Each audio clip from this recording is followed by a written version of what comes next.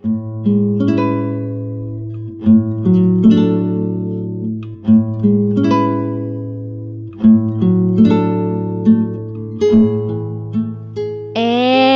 now, it's time for DJ Rocky's Secret Files. Hindi naman ako priority. Pampalipas oras lang ako. Hi DJ Rocky. Tulad ng iba, isa rin ako sa mga nakikinig sa programa mo. At isa rin ako sa magbabahagi ng istorya ko. Itago mo ko sa pangalang Missy. 29 years old. At ito, ang aking secret file.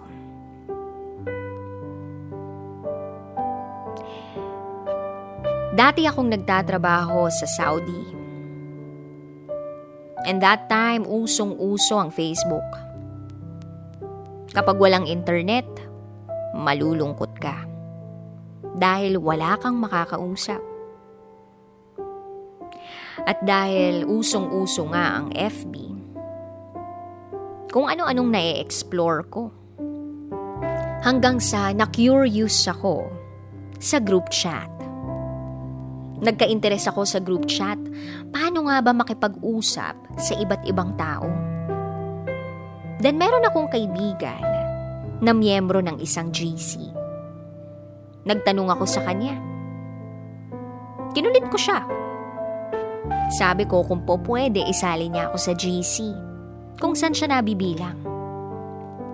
Pero ang sabi niya, wag na raw, dahil malalandi daw ang miyembro doon. At maiel. Dahil sa pagpupumilit ko, wala na siyang nagawa. Inad niya ako sa GC. At doon na nag-umpisa ang GC world ko. Ang saya pala, maraming nakakausap. Hindi boring that time. Yun kasi yung mga panahong may COVID. Lahat hindi na pwedeng lumabas.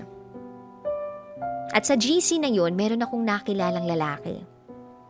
Itago natin siya sa pangalang Manny Pacquiao. Hindi siya si Manny Pacquiao na boksingero ha. AKA lang. Lagi ko siyang nakakausap sa GC. Lagi ko siyang hinahanap every time na nandun ako. Nakakatawa kasi siya. Puro siya biro. At yung joke niya, laging may meaning.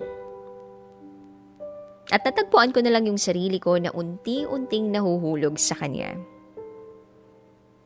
Gwapo siya, DJ Rocky. Crush ko siya.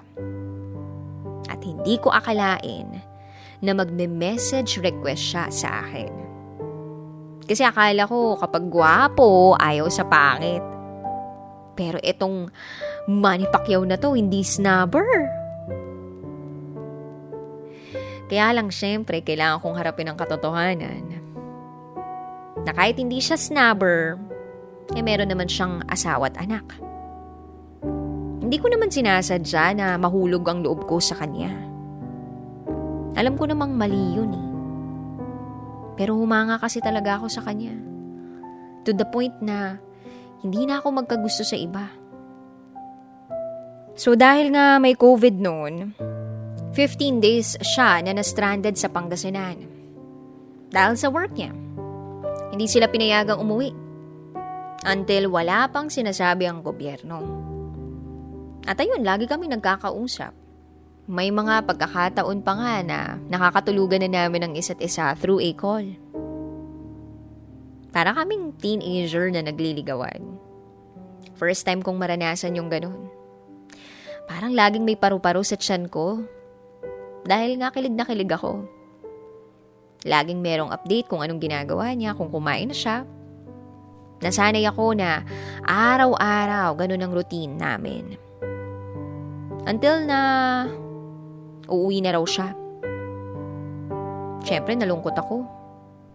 Uuwi na siya, hindi na kami magkakausap.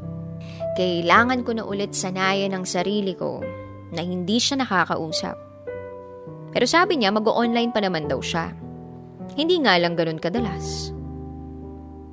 Yes, mag-o-online siya, konting oras lang, kukumustahin ako. Sasabihin niyang mahal niya ako at namimiss niya ako. Pagkatapos nun, wala na. Minsan naiisip ko, sana ganito na lang palagi. Pero hindi naman kasi pwede. Dahil hindi naman ako yung priority. Pampalipas oras lang ako. Siguro nga mahal niya rin ako. Pero nandun yung realidad na hindi pwede. Nagpatuloy na ganun ang setup namin. Online yung chat, kumustahan. Minsan kahit online, hindi niya ako pinapansin. Pero dahil makulit ako, pinapasabog kayong inbox niya. Maraming inaaway ko siya. Pero siya chill lang. Naiinis man siya pero hindi niya ako pinapatulan. 2 years and 6 months. Lumipas ng ganon ang meron sa aming dalawa. Then umuwi na ako ng Pinas. Doon na siya nag-give up sa akin. Doon na niya ako hiniwalayan. Siguro, dahil nung nasa abroad ako, may care siya sa akin. Na tipong, baka kung anong mangyari sa akin, at baka kung anong gawin ko sa sarili ko if ever. Kasi nga alam niya kung gaano ko siya kamahal. At nung umuwi na nga ako ng Pilipinas, iniwan na ako. Siguro din dahil sa tingin niya, hindi na niya ako kailangan pang maging responsibilidad. Pero ganun talaga ang buhay, kailangan kong tanggapin na hindi na talaga pwede. Hindi na pwede. At sa'yo, Manny Pacquiao, alam mo, namimiss na kita. Sana magkausap pa tayo ulit. Hindi kita kinakalimutan. Lagi kang nakatabi sa puso ko. Mahal na mahal pa rin kita. Hihintayin ko na magkausap pa ulit tayo.